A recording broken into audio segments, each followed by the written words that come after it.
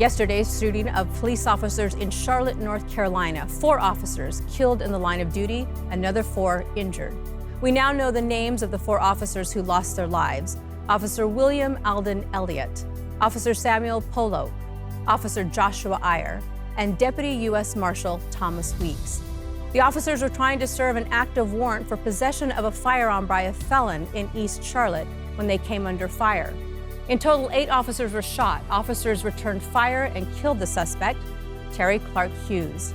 So many officers put their lives on the line to keep us safe, and it can cost them everything. According to the FBI, last year, 60 officers were killed in the line of duty.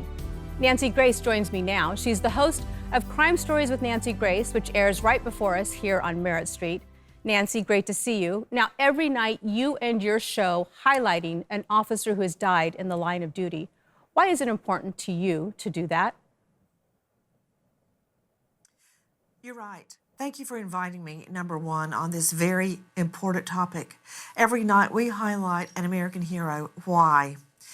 After prosecuting for 10 years in inner city Atlanta, nothing but felonies, 3 years before that as a Fed, I realized the importance of our officers, men and women across our country, that we expect to protect us, and every day putting their lives on the line.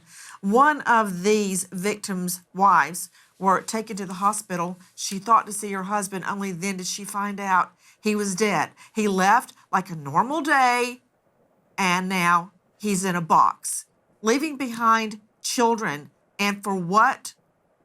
A violent felon who was being pursued on possession of a firearm by a convicted felon, a 39-year-old man who came out of the house with an assault rifle. And let me point out, an AR-15 is a semi-automatic assault weapon that can penetrate traditional body armor, firing multiple rounds in just seconds.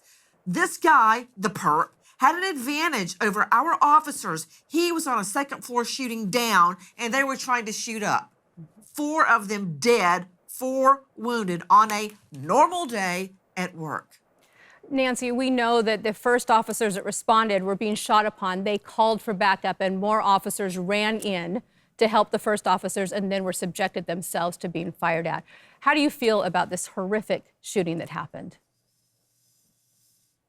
You know, I had not been in the district attorney's office for very long, and I struck up a friendship with a new rookie cop, Randy Schapani, in grand jury. I was presenting at grand jury, and he was excited about his young wife. They hadn't been married long. They were starting a family. I came back to work on a Monday morning to find out Randy had been shot dead on a routine traffic stop.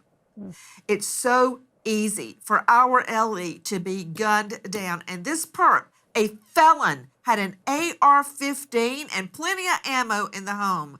When I think about what we ask them to do every day for us, and then they are treated with disrespect, they are mocked, they are attacked, I'm surprised cops even show up for the job, but they do. God bless them. Yes, indeed. This was one of the deadliest attacks on officers in years. Back in 2016, 5 officers were killed during a protest in Dallas. What more, Nancy, needs to be done to keep these officers safe? Well, for one thing, everyone talks about gun control, but a very simple thing, because citizens don't want to give up their guns. Convicted felons under the law are not to have guns, and I think that must be monitored. We've got all that federal money sitting in a pot. Let's use it to protect our officers. Nancy, thanks so much for joining us tonight and for your passion on this. You can catch more of Nancy Grace weeknights at 6 p.m. Eastern right here on Merritt Street.